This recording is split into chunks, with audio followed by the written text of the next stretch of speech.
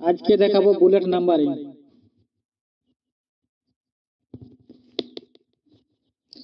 প্রথমে দেখাবো বুলেটের ব্যবহার। আপনারা দেখছেন বাংলাতে কম্পিউটার শিক্ষা, তো আজকে দেখাবো বুলেটের ব্যবহার।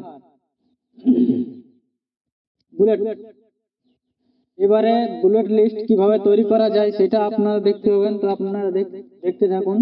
এই যে এইখানে লিস্টে আপনারা দেখতেই পাচ্ছেন যে কার্সার পয়েন্টটা আছে, এইটা হচ্ছে বুলেট লিস্ট, আর এটা হচ্ছে নাম্বার লিস্ট, নাম্বার। আর তারপরে এইখানে যেটা আছে এটা হচ্ছে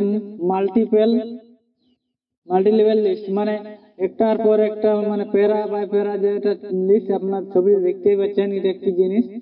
তো যাই হোক, এইখানে যেটা আছে নাম্বার লিস্ট, এখানে নাম্বার দিয়ে 1 2 3 করে লিস্ট বানানো যাবে। কার এইখানে যে বুলেট লিস্ট হচ্ছে এইখানে বিভিন্ন রকম চিত্র, বিভিন্ন রকম সিম্বল দিয়ে আপনারা লিস্ট করতে পারবেন।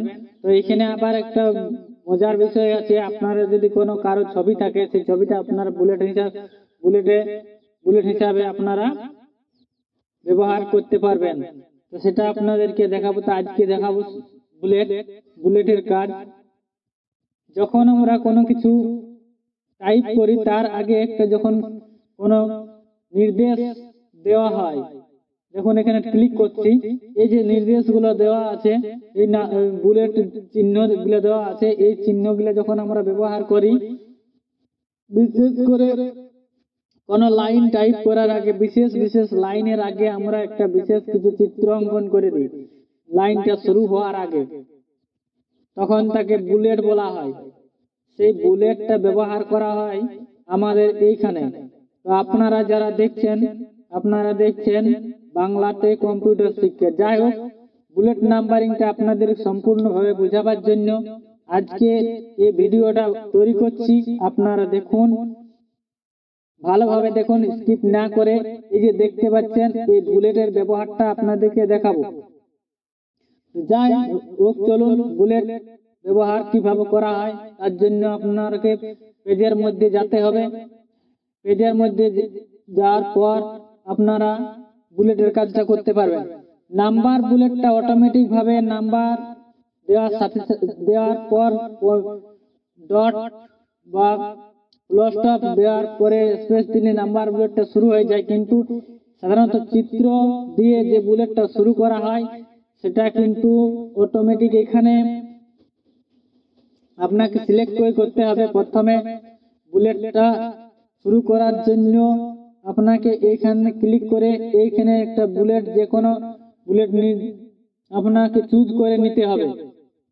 তারপরে কিন্তু আপনারা সেই বুলেটটা শুরু করতে পারেন। ধরুন আমি এই বুলেটটা চুজ করলাম, চুজ করার সাথে সাথে আমরা এবার পেজে চলে যাব। পেজে চলে যাওয়ার পরেই কিন্তু আমরা এইখানে দেখুন অলরেডি আমার বুলেটটা কিন্তু চলে এসেছে, বুলেটের যে চিত্রটা এখানে চলে এসেছে। এরপরে এখানে আমরা কিছু টাইপ করব। লাইন টাইপ না করলে কিন্তু পরে বুলেটটা আর আসবে না, ঠিক আছে? এখানে কিন্তু আমাকে কিছুটা টাইপ করতে হবে।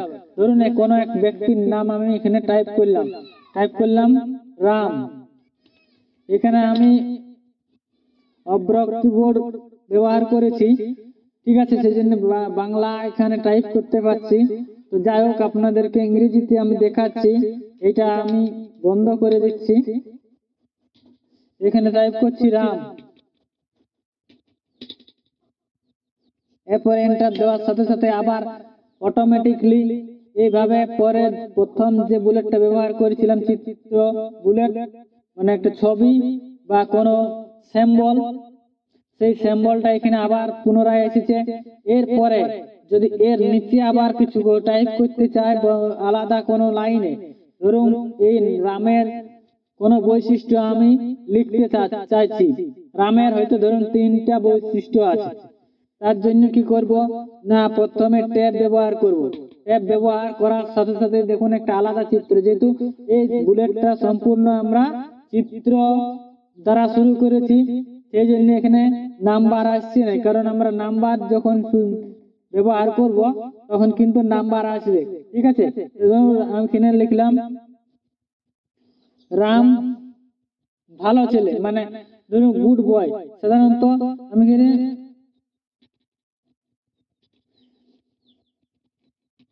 এইটা টাইপ করলাম, এবার আবার এন্টার দেন। অটোমেটিক এইভাবে পরে লাইনটা কিন্তু আসার আগে আবার সেই বুলেট চিহ্নটা আসবে। এরপর যদি এর নিচেও যদি আমরা এইটাকে যদি আবার দুই ভাগে ভাগ করতে চাই বা অন্যান্য বুলেটের সাহায্য নিতে চাই, বা যে গুডের মধ্যে কি রকম ভালো ছেলে, কি কারণে ভালো ছেলে, সেটা যদি আমরা লিখতে চাই, ধরুন আবার ট্যাব ব্যবহার করলাম, দেখুন অটোমেটিকলি কিন্তু অন্য একটা চিত্র আসে গেছে, কিন্তু প্রথম লাইনের পরে দ্বিতীয় লাইনটা সেটা একটু ভিতর দিকে শুরু হয়েছে, আবার পরের যে লাইনটা আসছে সেটা কিন্তু তারপরে আবার সেটা আবার অনেকটা ভিতরে শুরু হয়েছে। তো ধরুন এইখানে আমি লিখলাম স্টুডেন্ট, মানে সে ছাত্র, সেই জন্য সে ভালো ছেলে। যাই হোক, আমি শর্টকাট বোঝাবার চেষ্টা করছি আপনাদেরকে, যার জন্য আমি বিস্তারিত কিছু করছি না, সহজে যাতে বুঝতে পারেন সেটাই করছি। তো এইভাবে নাম বুলেট ব্যবহার করতে পারবেন। আর যদি আপনারা নাম্বার বুলেট ব্যবহার করেন, আবার যদি এন্টার দেন, এন্টার দেওয়ার সাথে সাথে যদি আবার ট্যাব প্রেস করেন, তাহলে কিন্তু কি হবে না, আবার নিচে কিন্তু অন্যান্য বুলেট গুলো আসবে, মানে ধাপের ধাপ বুলেট কিন্তু আসতে থাকবে। এরপরে ধরুন আমি চাইছি যে রামের সম্বন্ধে আমার লেখা প্রায় কমপ্লিট হয়ে গেছে, এবার নতুন কারো অন্য কোনো ব্যক্তির নাম এখানে অ্যাড করবো এবং তার বৈশিষ্ট্যটা লিখবো বা তার সম্বন্ধে কিছু লিখবো।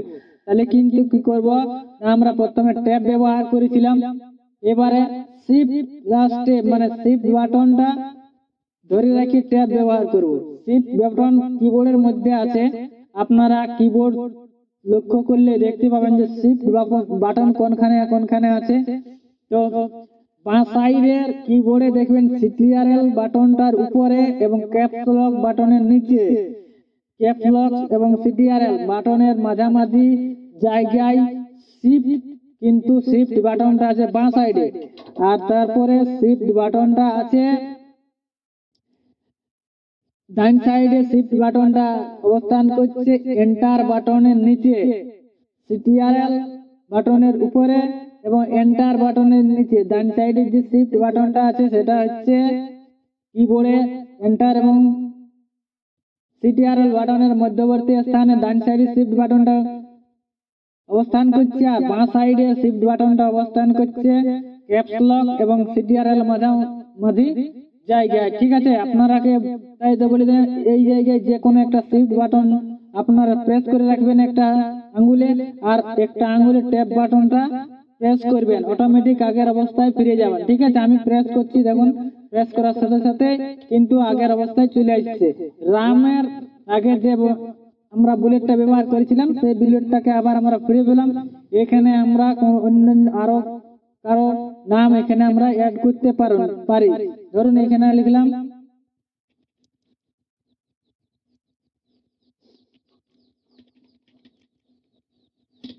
ঠিক আছে, এই নামটা লিখলাম, শর্মিলা নামটা লিখলাম। এরপরে ধরুন এন্টার দিব, এন্টার দেওয়ার সাথে সাথে আবার সেই আগের মতন বুলেট চিহ্ন চলে আসবে, তখন আমি বুলেট চিহ্নটাকে পরিবর্তন করব, পরের ধাপে যাব, একটা নতুন লাইন লিখব, তার জন্য আবার ট্যাব ব্যবহার করব, আবার সেই একই অবস্থা হবে, আবার কিছু লিখব।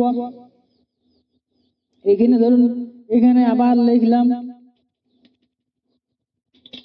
টাইপ করলাম, ঠিক আছে, এবারে এন্টার দিলাম, এন্টার দেওয়ার সাথে সাথে সেই আগের অবস্থা আপনারা দেখতেই পাচ্ছেন। আবার ট্যাব দিব, ট্যাব দেওয়ার সাথে সাথে এরকম ভাবে আমাদের বুলেট চিহ্নগুলা বারবার ধরে ধরে আসতে থাকবে। এরপরে যেটা হচ্ছে যে আমরা দুটো জিনিস দেখালাম যে বুলেট কিভাবে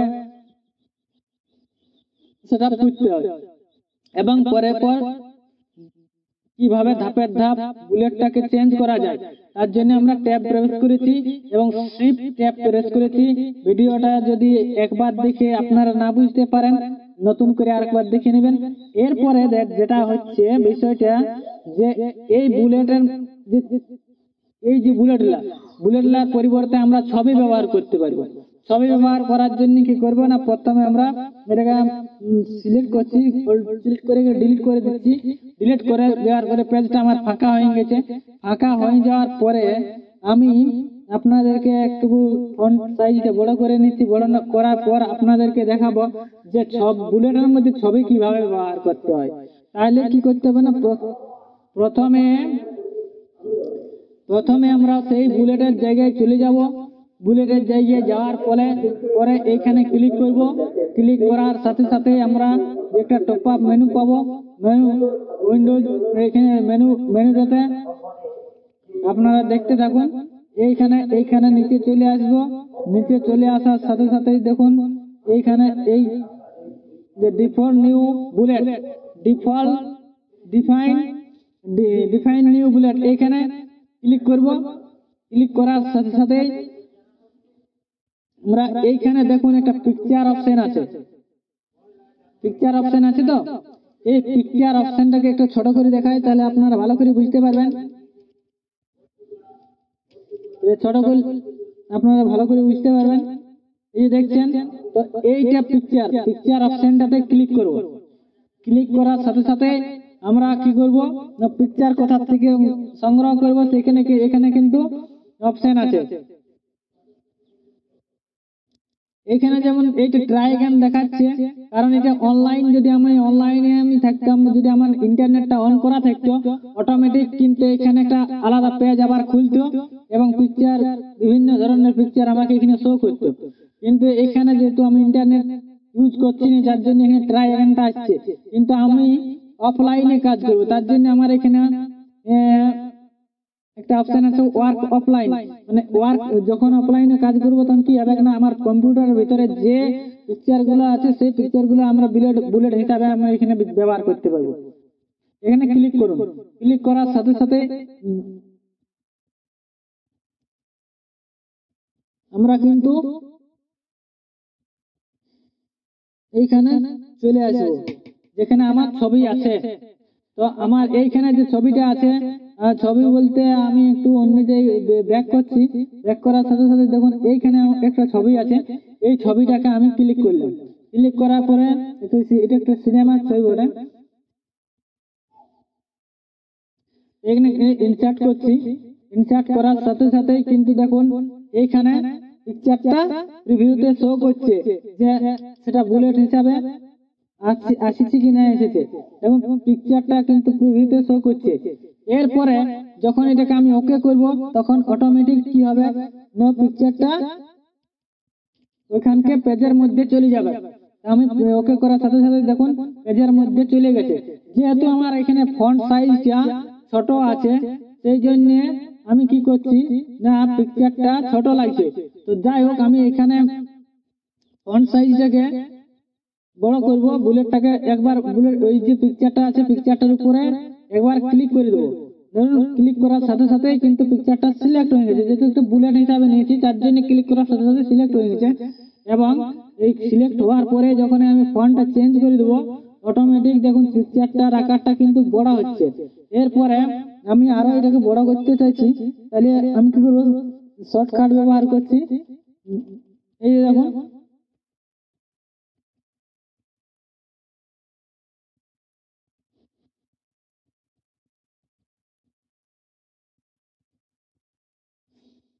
এইখানে এই যে স্পেস দেওয়ার সাথে সাথে দেখুন পিকচারটা সম্পূর্ণ দেখা যাচ্ছে। এরপরে আমি এখানে কিছু লিখলাম। এখানে লিখলাম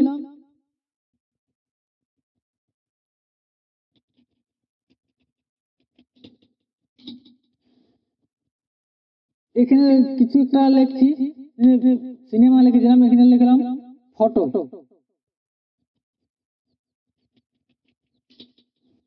ঠিক আছে, তো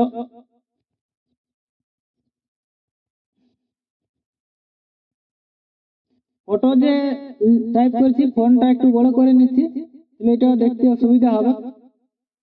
এই যে দেখুন এটা দেখতে সুবিধা হবে। এটা হলো ফন্টটা কিন্তু 72 আছে, 85 আছে। এটাকে আবার একটু বড় করে নিচ্ছি, তাহলে আরো সুবিধা হবে দেখতে।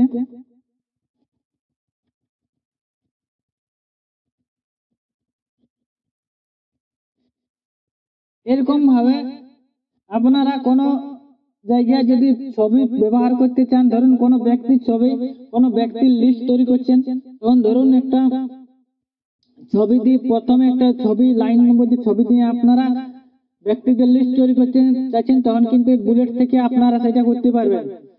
তাহলে কি করবেন না, প্রথমে ওইখানে চলে যাবেন, ভিডিওটা একবার দেখে নেবেন, আর বিস্তারিত ওইদিকে আর যাচ্ছি না। তো তারপরে আপনারা ছবি ব্যবহার করতে পারবেন। এইখানে ধরুন যদি কোনো ব্যক্তির ছবি হয়, ধরুন সেই ব্যক্তিটার নাম আপনারা এখানে দিতে পারেন। ধরুন এখানে নাম দিচ্ছি রাম, তাহলে ধরুন এই রাম অথবা অন্যান্য আরো কিছু নাম দিতে পারেন। হ্যাঁ,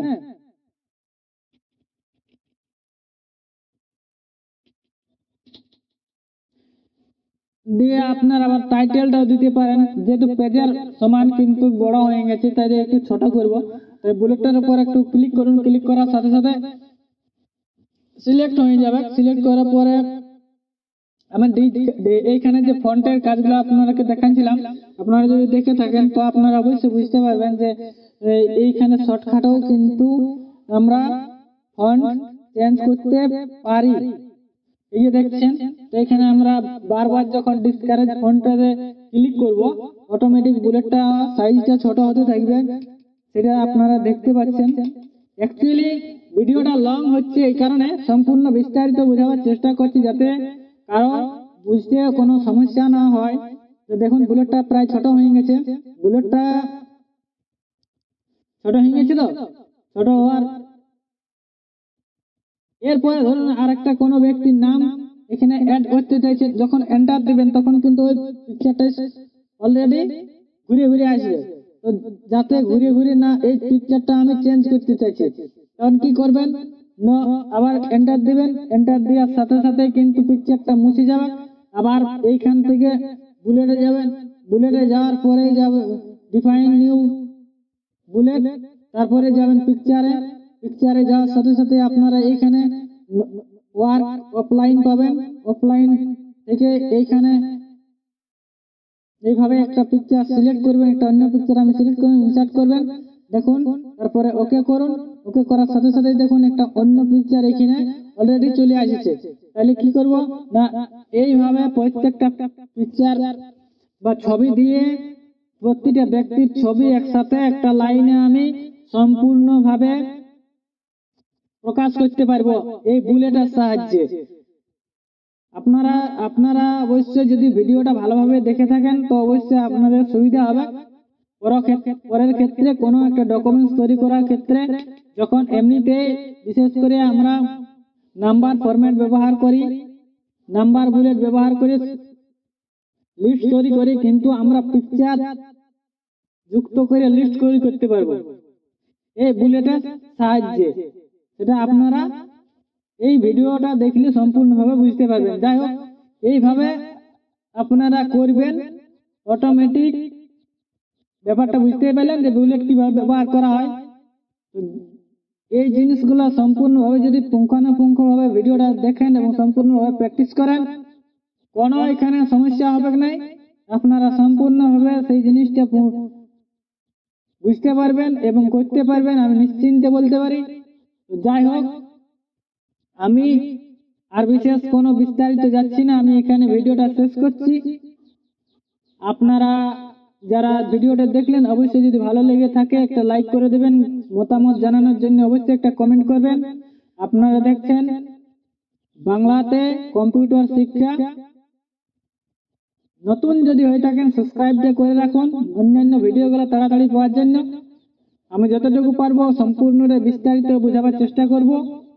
আমি কোনোদিনও ভিডিও বিশেষ করে অতি এডিট করি না, কারণ শর্টকাটে সম্পূর্ণ জিনিসটা তুলে ধরা খুবই দুঃসাধ্য ব্যাপার। কারণ শর্টকাটে তুলে ধরলে অধিকাংশ মানুষ সেই জিনিসটা বুঝতে পারবেন না, তার জন্য বিস্তারিতভাবে তুলে ধরেছে। সকলকে ধন্যবাদ জানিয়ে এখানে আমি আমার ভিডিওটা শেষ করছি। নমস্কার, সকলে ভালো থাকবেন।